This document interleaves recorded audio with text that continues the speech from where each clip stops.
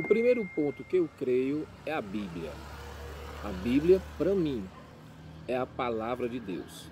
Como cristão, o segundo ponto que eu creio é em Deus. Eu creio em Deus. Eu creio em um único Deus, o Deus da Bíblia.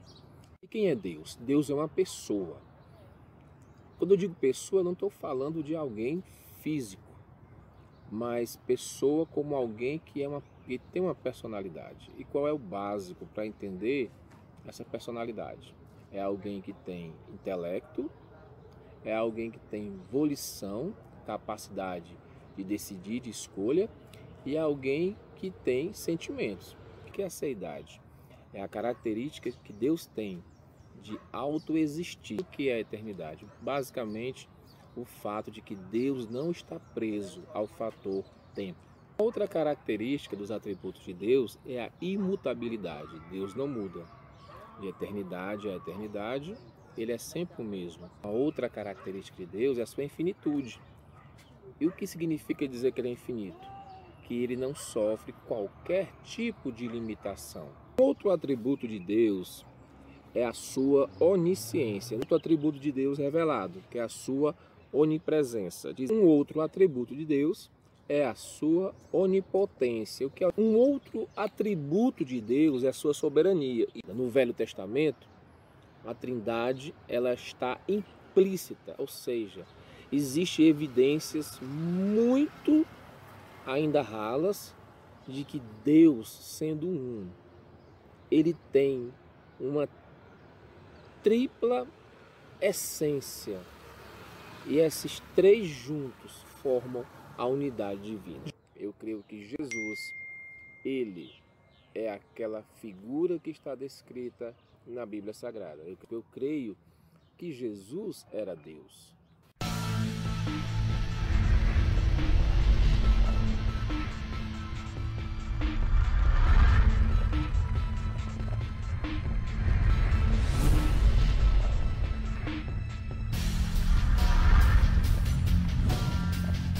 Um outro ponto de fé meu é acerca do Espírito Santo. Muitas pessoas entendem, creem no Espírito Santo como um poder, uma força ativa de Deus a agir no mundo. Eu não creio assim. Eu creio, primeiramente, que o Espírito Santo não é uma força, mas ele é uma pessoa, usando aquele mesmo princípio que eu usei para Deus, que ele tem sentimentos, vontade, que ele tem inteligência. O Espírito Santo é uma pessoa. O tempo não permite eu ler todos os versículos, mas eu vou deixar a referência para você. Veja só, no livro do profeta Isaías, lá no capítulo 63, no versículo 10, diz que nós podemos pecar contra o Espírito Santo. Atos capítulo 10, no versículo 19 a 21, nos orienta a obedecer o Espírito Santo. Em João 16, 13, nós lemos que o Espírito orienta, ensina. Isso também nós lemos em João 14, 26. Em 1 Coríntios 12, no versículo 11, nós descobrimos que o Espírito Santo tem vontade. Em Hebreus capítulo 3, do verso 7 ao verso 9, o Espírito Santo fala. A Bíblia Sagrada diz que o Espírito Santo intercede por nós, seres humanos. Veja só, todas essas características são características de pessoa e não de uma força, certo? Então eu creio que o Espírito Santo é uma pessoa, mas eu creio que ele é muito mais do que uma pessoa. O Espírito Santo, creio eu, é o próprio Deus. Eu também vou citar algumas referências porque o tempo não permite. Mas você pode ler em Hebreus 9,14 que o Espírito Santo ele é eterno. No Salmo 139 nós lemos sobre a onipresença do Espírito Santo. No texto de 1 Coríntios 12, no 11, fala da onipotência do Espírito Santo. Sendo assim, como eu acabei de mostrar textos que falam da divindade de Cristo, e agora dei referências da divindade do Espírito Santo, creio eu que aqui está revelado aquele mistério. Deus, ele é uma unidade trina. Deus, ele também se revela no Filho e no Espírito Santo. Os três formam um. Para aquelas pessoas que não creem na divindade de Cristo, nem na divindade, nem na pessoalidade do Espírito Santo, é muito interessante, falando acerca do batismo, Jesus diz em Mateus 28:19, portanto, vão e façam discípulos de todas as nações, batizando-os em nome do Pai, do Filho, Jesus, e do Espírito Santo. Os três em harmonia, em autoridade no batismo. A bênção apostólica está registrada no último versículo de 2 aos Coríntios, 2 Coríntios 13, no versículo 14. A graça do Senhor Jesus, o amor de Deus e a comunhão do Espírito Santo sejam com todos vocês. A Trindade aqui presente na bênção apostólica. Eu creio que Deus, Pai, Jesus Cristo e o Espírito Santo são a mesma divindade. Mais um ponto de fé. Muitos cristãos sinceros têm uma extrema dificuldade para crer em Satanás. Um outro ponto de fé meu. Eu creio em Satanás. Eu creio no diabo. Muita gente crê no mal. Mas o mal para essas pessoas é uma força negativa que age nas pessoas de pouca fé ou naquelas pessoas que não vigiam, e essa energia toma essas pessoas e as leva a praticar o mal. Eu não creio assim. Eu creio que o diabo, Satanás, ele é uma personalidade. Então, o que primeiramente o diabo não é? Ele não é uma força negativa. E em segundo lugar, como outros pensam, o diabo, Satanás, ele não é o oposto de Deus. Ele é o oposto de anjo.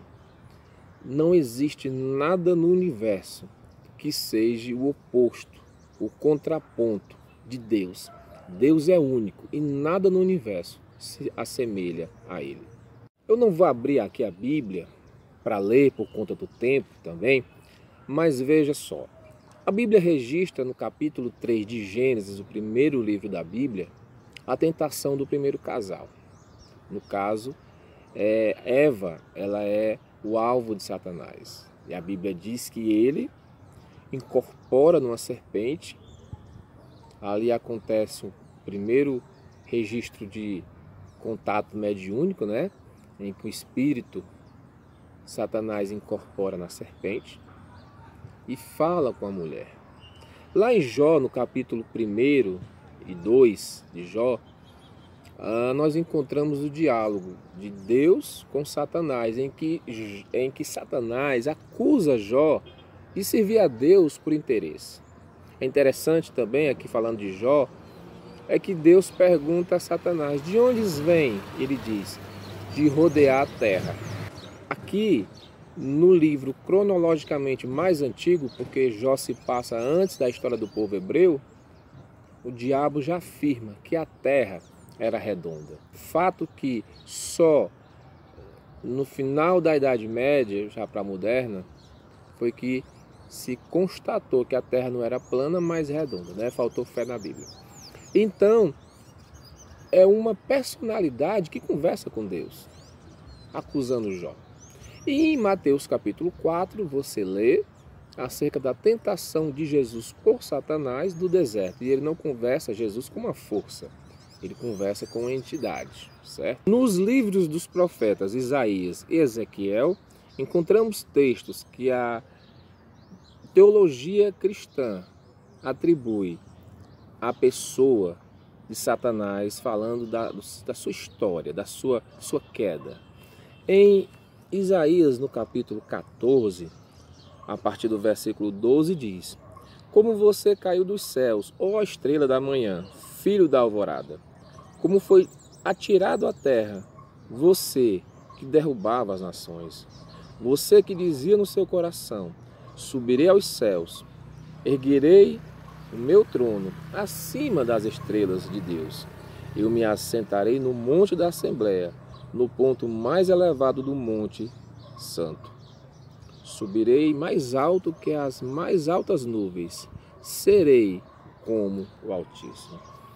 Em Isaías 14 fala da queda de Lúcifer. Muita gente questiona, mas Deus criou o diabo? Deus criou Satanás? Deus criou o mal? Não.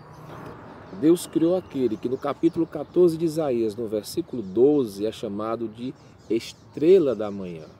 Ele criou Lúcifer, aquele que tem luz, que pode ser traduzido por estrela da manhã. E aqui conta da sua queda.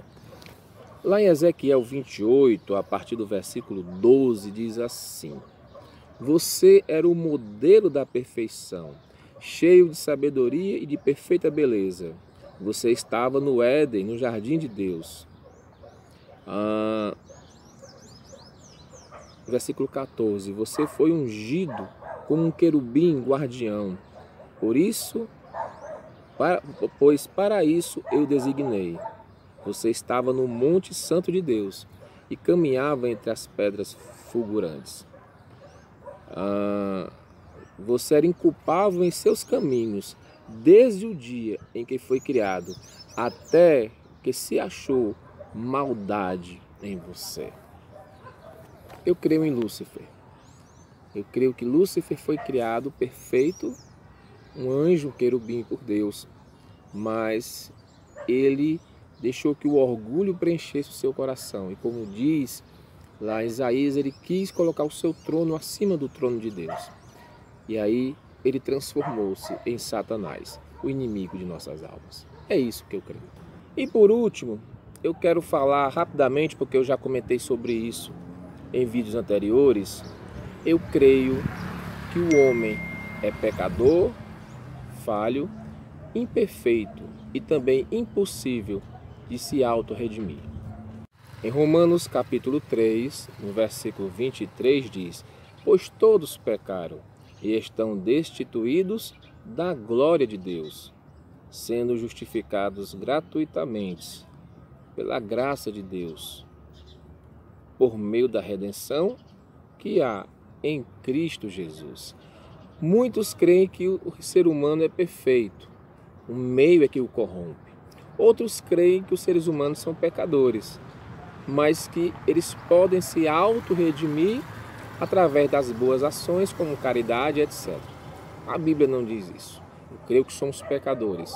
E em Cristo é que nós podemos ser redimidos, se assim nós o reconhecermos pela fé. Eis o motivo pelo qual Cristo veio ao mundo. Porque ele tinha que realizar uma obra que nenhum ser humano podia realizar porque é pecador. O ato de redenção do homem exigia um sacrifício de sangue, pois a Bíblia diz, no capítulo 6 de Romanos, no versículo 23, pois o salário do pecado é a morte. Jesus veio morrer por nós.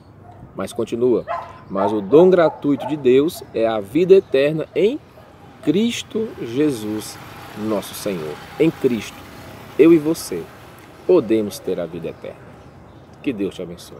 Esse foi mais um vídeo do projeto Conjecturas e o último de uma série de 20, em que eu analisei ao longo de 20 vídeos acerca de um pouco da estrutura desse mundo em que nós vivemos, dos seus conceitos, dos seus valores, em que em Romanos 12, no versículo 2, diz que nós não devemos nos amoldar, nos conformar com essa realidade, com esses conceitos, mas nos transformarmos para experimentarmos a boa, perfeita e agradável vontade de Deus. Então eu precisei analisar também quem é esse Deus que a Bíblia fala e o que não é Deus, né? Analisei a visão de Deus de outras religiões, alguns conceitos de Deus que grupos cristãos sustentam, mas que não tem base na palavra de Deus. Com isso, você terá, se você analisar os 20 vídeos, uma base bem simples, não aprofundo muito, não uso termos teológicos difíceis, para entender que o cristão, ele não se amolda, ele não se conforma, ele não aceita o padrão que o mundo nos oferece, que a sociedade vigente nos oferece. E somos desafiados a viver numa outra dimensão que Jesus chamou Reino de Deus.